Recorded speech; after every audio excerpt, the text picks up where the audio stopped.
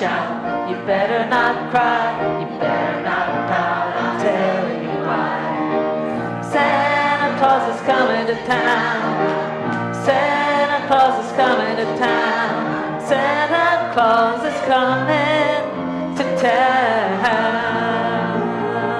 He's making a list, he's checking it twice, gonna find out who's naughty or nice. Santa Claus is coming to town. Santa Claus is coming to town. Santa Claus is coming to town. He sees you when you're sleeping. He knows when you're away. He knows when you've been bad or good. So be good for goodness sake. Oh, you better watch out. You better not cry. You better not pout. I'm telling you why. Santa Claus is coming to town. Santa Claus is coming to town. Santa Claus is coming to town. Little tin horns and little toy drums, Rudy Toot Toot and Rum Tum-Tums, curly-haired dolls that cuddle and coo, elephants, boats, and kitty cars too. Santa Claus is coming to town. Santa Claus is coming to town. Santa Claus is coming to town. Santa Claus is coming to town.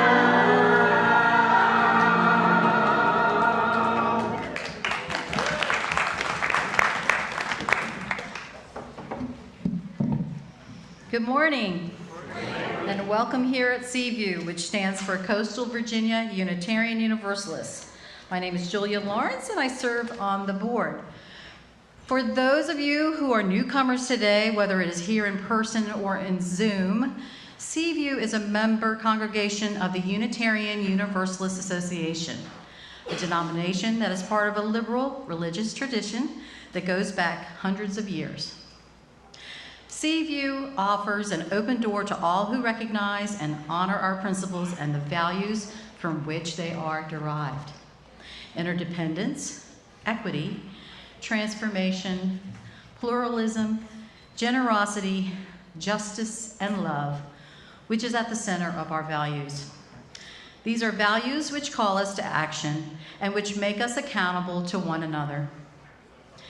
Here at CVUU, our commitment to the work we are called to do through these values is demonstrated in our mission, which is to provide a nurturing community, foster courageous spiritual growth, and inspire compassionate action. It is with that love and commitment that we welcome all of you, member, friend, visitor, and everyone in between, to worship at CVUU and be a part of this journey with us. For those of us who are younger, we have our growing ground at the front of the sanctuary to my left, where small children and their parents can entertain themselves quietly. And for those of us who are a bit more wiggly and for whom quiet is truly difficult, you and your parents may also enjoy the service in the foyer, where it will be streamed and where there are coloring pages, paper markers, and colored pencils. Our worship theme this month is Choosing Hope, and the title of today's service is The Thing with Feathers, and it will be led by Kerry Kilburn and Liz Grosneveld, our worship service associate. Also assisting with the worship today are Krista Lennon, our music director, the choir, and Reverend Mark Wise, our Minister of Lifespan Faith Development. And of course, we couldn't do it without our amazing tech team, Audrey Knopf, Pat Push, Bruce Wayner, and Doug Throp.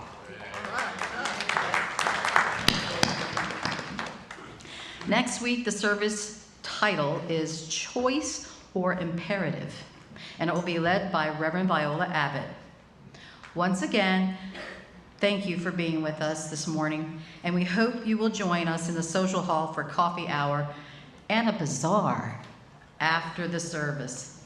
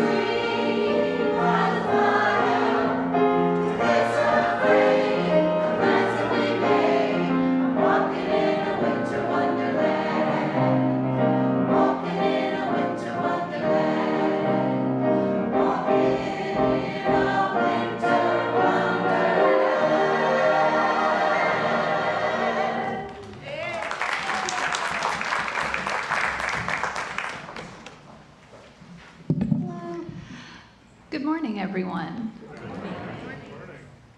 Our opening words today are On a Winter Morning by Barbara Cheatham.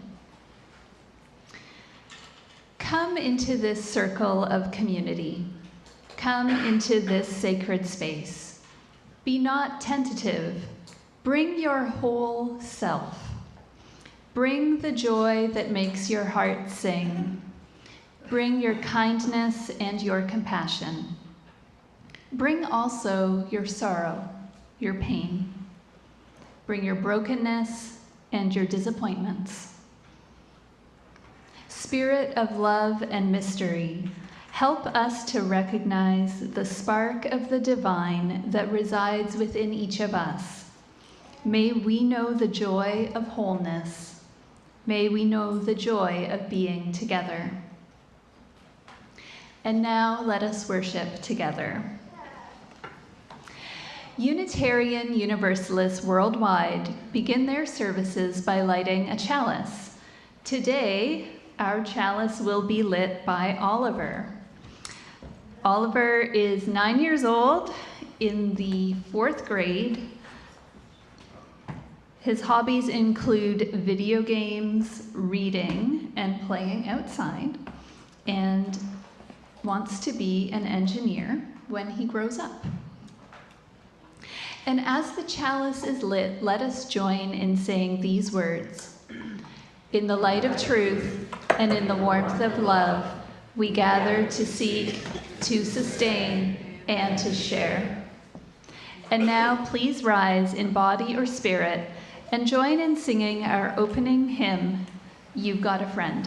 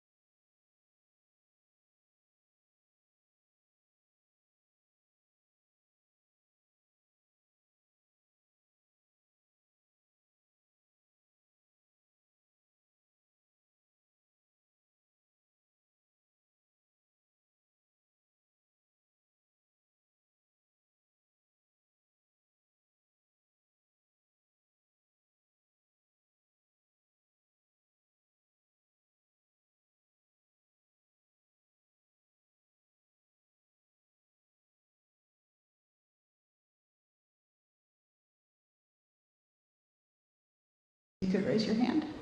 There's a few. Who are available if you need someone to talk to, and our caring team members who can provide short-term assistance to those in need. The screen behind me provides information on how to contact people in either of those groups. Our Book of Life, which is kept at the back of the sanctuary on my right, is meant for you to record personal milestones you would like to share with the congregation. And if you would like to physically mark what you are holding in your heart today, you may do so by placing a stone or shell in the bowl which is near the Book of Life downstairs or at the rear of the balcony on my left. For those of you who are in Zoom, if you have a personal joy or sorrow you'd like to share with our CVUU community, please type it into the chat box. Those joys and sorrows that are of a personal nature will be read into the sanctuary and subsequently entered into our Book of Life. And now we'll hear from a member of our caring team.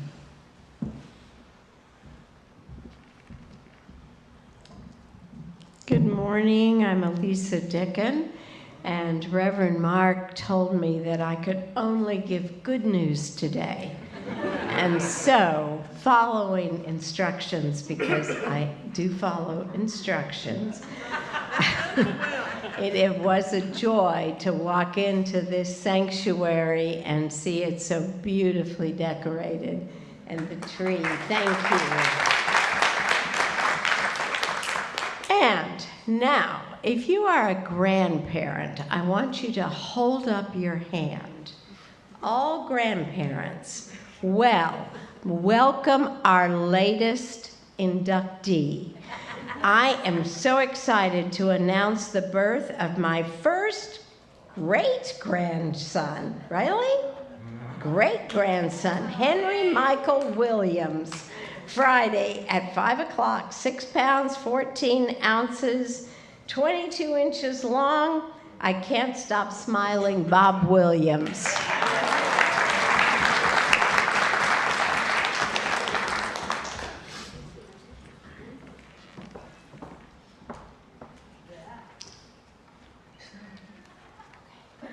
And from the chat, okay. I'm trying to read this little tiny writing. Car repairs continue, send positive thoughts. And that looks like it's from Lisbeth.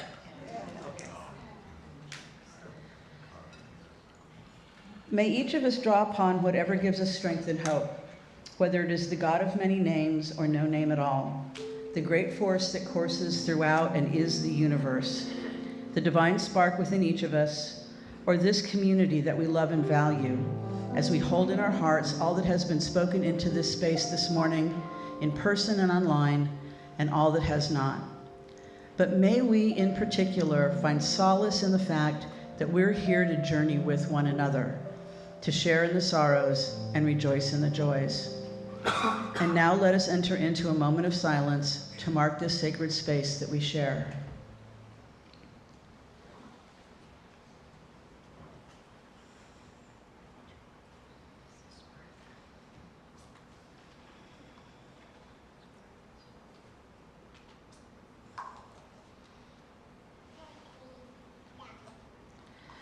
We will now close our silence and honor the different faith journeys we represent here in song.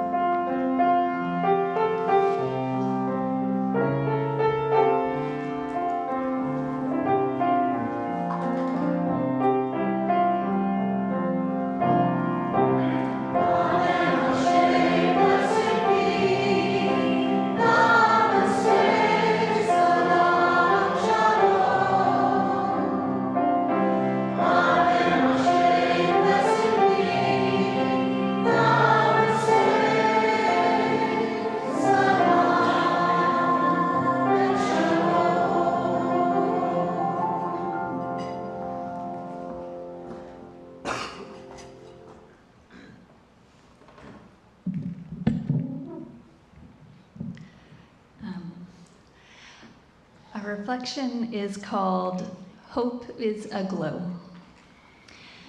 December is the time of year that I start lighting candles in my house because I enjoy the warm light that they bring to this time of year. In December, most Christian traditions light Advent calendars, or Advent candles. I also enjoy the calendars, but the candles signifying hope, peace, joy, and love. For Kwanzaa, the third green candle is Imani, meaning faith, as in faith in oneself, one's community, and the belief in the potential for a better future. And in Unitarian Universalism, well, we light our chalice every week. When I was little, my parents would take me to church. They were often very busy with church activities, especially in December, so my mom would often deposit me in a pew beside Mrs. Black. Mrs. Black was an old lady with short gray hair held in a perm. She was always wearing a black pillbox hat with a small veil.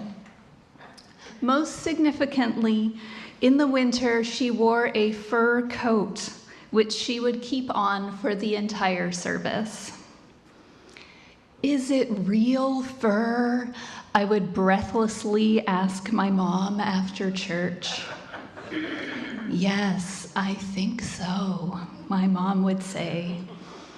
I think I asked this question of my mom every week, but I was too shy to ask Mrs. Black directly. In fact, I never spoke to Mrs. Black at all, and she never spoke to me. We instead maintained a peaceable silence that I think was preferred by both of us. As the service was getting underway, I would find my attention drawn to the fur coat, and I would surreptitiously reach over and gently run my fingers along the sleeve. It was so soft and luxurious. Mrs. Black would sit looking straight ahead, seemingly concentrating on whatever the minister was saying. Over the course of the service, I would often grow a little bolder. I thought I was being very subtle in my movements, but in retrospect, I realized Mrs. Black knew. She knew. But she abided my forays into her personal space, which I consider to be so kind. In December, candles would be lit, and then there would be singing. I would relax and begin to feel so calm during this part of the service. My eyes would start watering as I perhaps yawned and began feeling a little sleepy.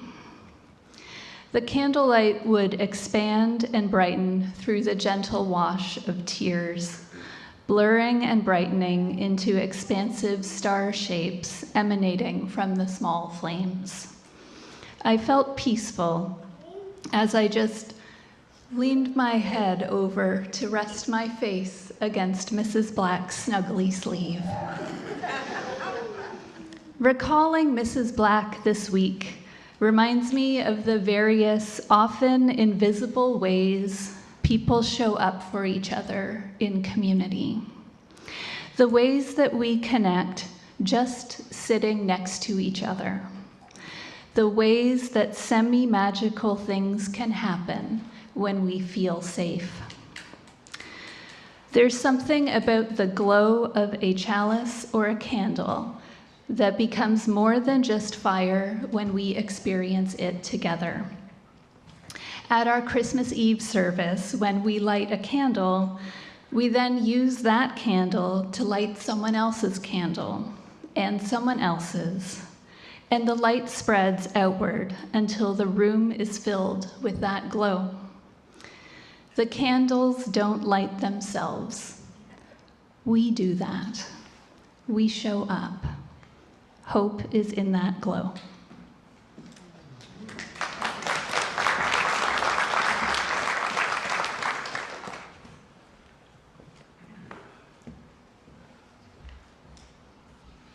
hard to follow that. If I have any teens who want to come on up, any youth, come on.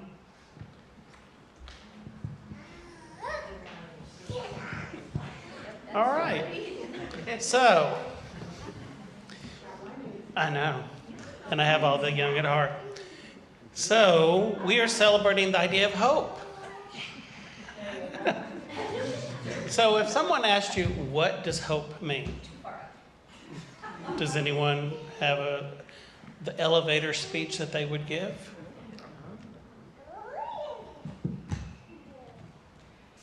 Thinking positively of the future and believing things could become better.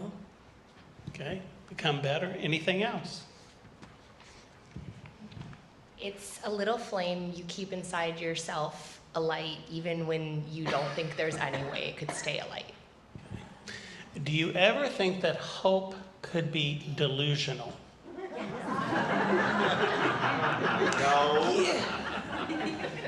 I agree. But it is considered delusional if it's unrealistic. But on this idea of hope, December 1st, World AIDS Day. And I will tell you that in 1992, I was working at an AIDS hospice in Savannah, Georgia, run by the Union Mission. And I would go there every Tuesday evening to listen to the men talk, give some kind of direction, pray together, and then I would leave. There was always a sense of hope that please let them still be alive. Because in 1992, the only meds that were given were AZT, and we know it didn't work. So there was always that feeling that hope was elusive, visible. But thinking back, hope connects with one of our values, transformation. Hope can be transformative. Wanting more than what's given to us, more than what we see in the world, something better. In actuality, the whole idea of World AIDS Day, even though the present government decided to ignore it, is that breakthroughs in Europe are astounding. Some have found cures by stem cell. They find that it's not feasible in the long term, but they also have done other studies where you can take 2 shots per year to keep the virus at bay. Not in the United States. So, do I have hope? In 1992, no. In 2025, yes. It's transformative. We are the light that will help transform. Blessed be.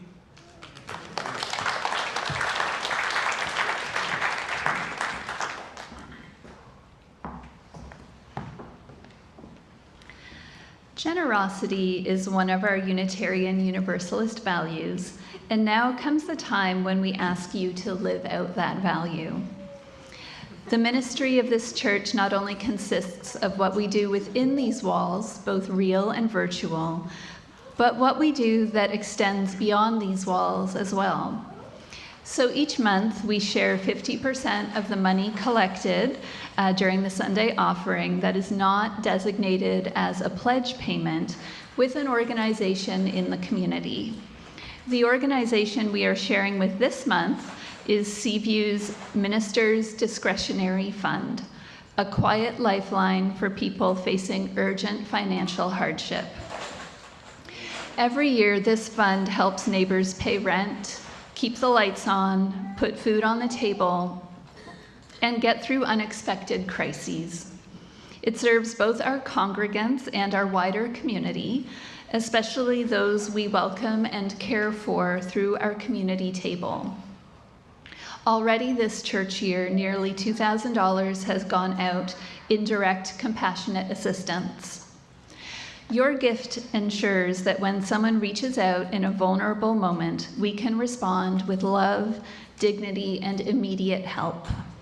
Please give generously and help us continue this essential ministry of care and justice. Giving our time, talent, and treasure to the organizations that matter to us is a spiritual practice for those of us who call ourselves Unitarian Universalists, and it is one we should not shy away from. Most importantly, it is essential for our survival. Baskets will be coming around if you wish to make your gift in cash or check. There are additional directions for giving on the screen behind me. And as you set your intention for giving, we will listen to another musical selection. Your donations will be gratefully received.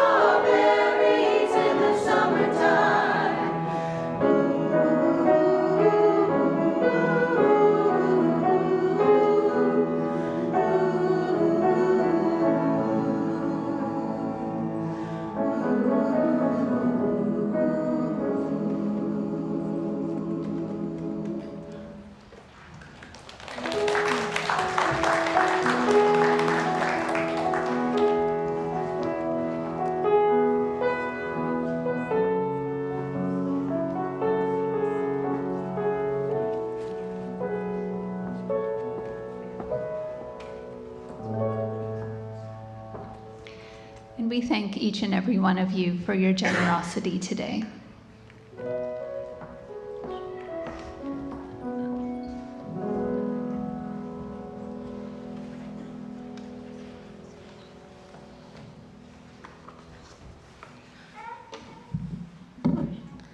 Good morning.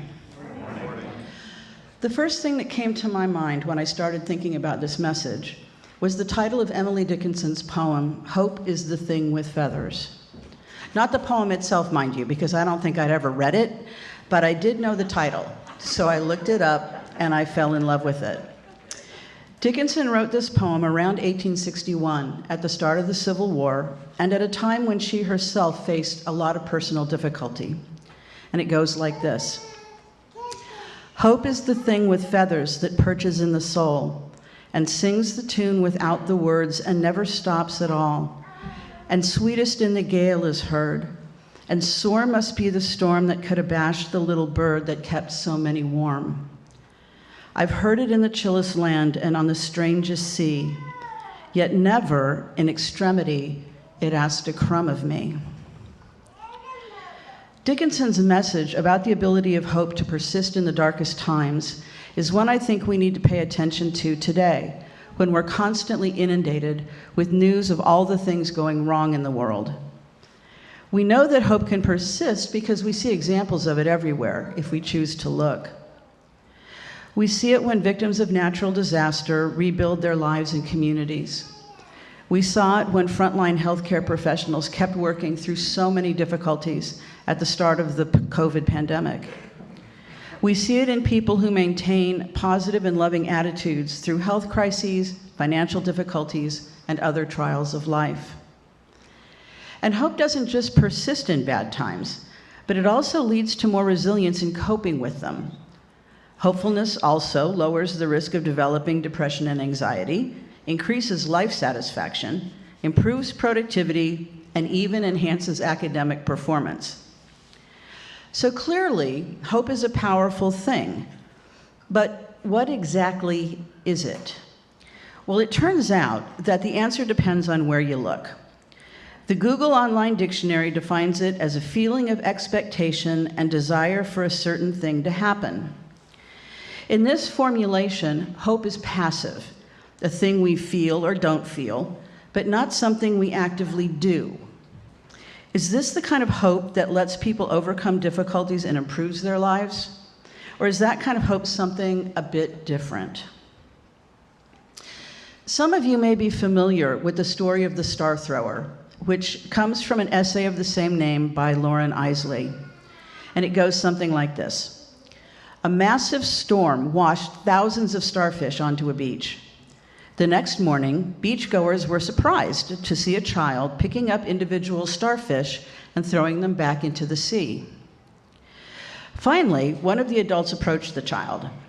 "Why are you doing that?" they asked. "Don't you see how many starfish are on the beach? You can't hope to make a difference with what you're doing."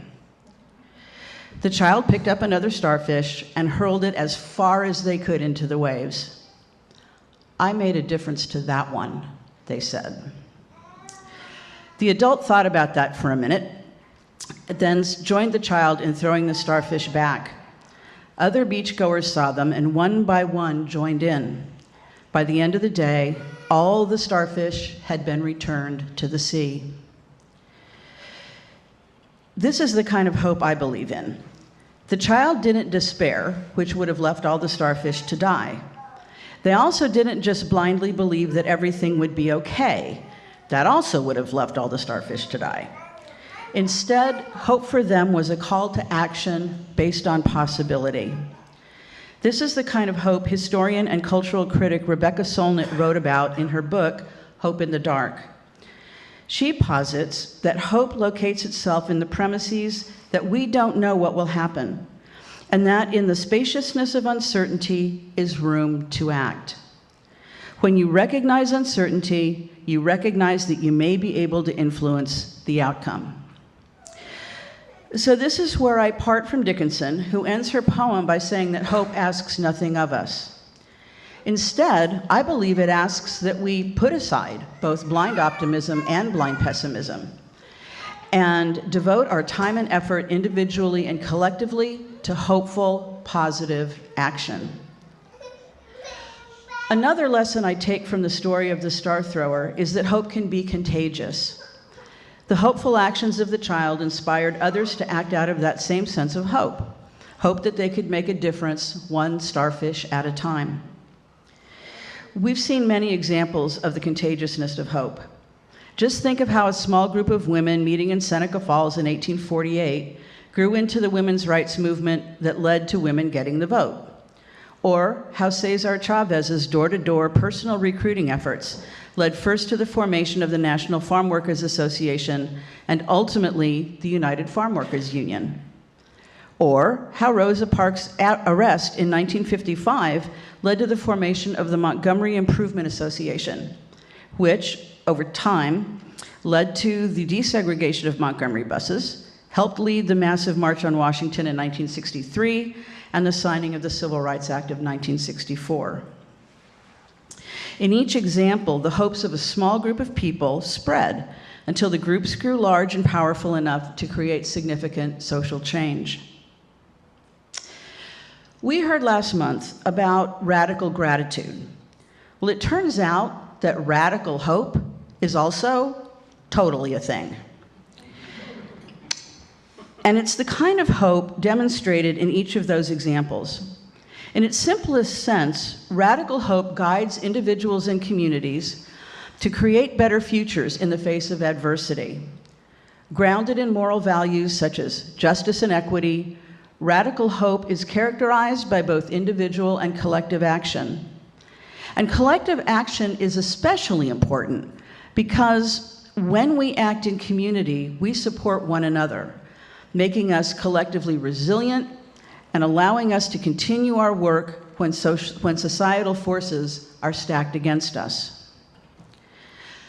This is the kind of hope I think we aspire to as Unitarian Universalists. We have a big goal of creating beloved community characterized by justice, equity, transformation, pluralism, interdependence, and generosity. A goal that may seem out of reach in this day and age. But our values come with covenants that give us a roadmap to achieving that goal. Hope is what calls us to live out those covenants in ways both large and small. Take our value of justice, for example. It says that we work to be diverse, multicultural, beloved communities where all thrive. Then it gives us some ideas of how to do that work, which we can do based on the hope that our actions will help us fulfill that common goal. We covenant to dismantle racism and all forms of systemic oppression and support the use of inclusive democratic processes to make decisions within our congregations, our association, and society at large. That's a pretty tall order, but with hope guiding us, we can break it down into smaller, achievable steps.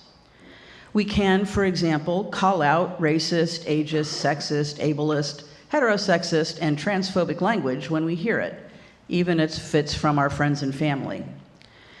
We can actively recruit the voices of historically marginalized individuals into congregational leadership. We can encourage other groups to which we belong to do the same. And we can always take time to educate ourselves about systemic oppression and ways to fight it. Our value of generosity is another great example because it explicitly calls us to cultivate a spirit of gratitude, which we talked a lot about last month, and hope. How? By freely and compassionately sharing our faith, presence, and resources. This congregation offers so many opportunities for each of us to do this. We can, of course, donate our resources to the church itself, but we have other opportunities as well. We can join the caring team to serve people in our own congregation who need assistance, or help with sandwich makers or community table to extend resources to our larger community. With these opportunities, we can know that we are making a difference in people's lives, and maybe even making them more hopeful in turn. I could go on through our entire list of values, but you get the idea. In his victory speech, Zoran Mamdani, mayor-elect of New York City, said of his volunteers that hope was a choice they made every day. In their case, they chose to hope that an unlikely candidate could win election to a major office, and that hope called them to do the hard work of campaigning. If you think about it, choosing hope is what a woodworker does when they pick up their tools, or what an artist is doing when they set out their paints, or what a writer is doing when they set pen to paper, or fingers to keyboard, as the case may be.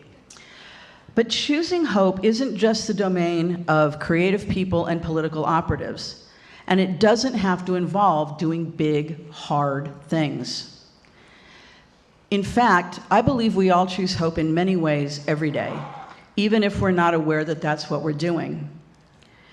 Just look around you. Every one of you, whether here in person or in Zoom, chose to worship together today, hoping to be uplifted in some way, whether by the service itself or the warmth of fellowship with one another, or for some other reason known only to yourself.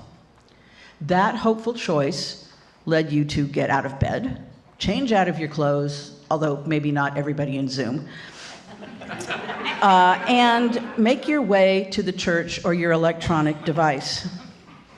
These are just a few examples of the hopeful choices we make daily that lead us to show up in the world in whatever way we do that. And if we can be more conscious of our own hopefulness, maybe showing up means bringing more of that hopefulness into the world. We certainly need it. So let's make the choice. Let's choose the thing with feathers. Let's choose hope. Thank you.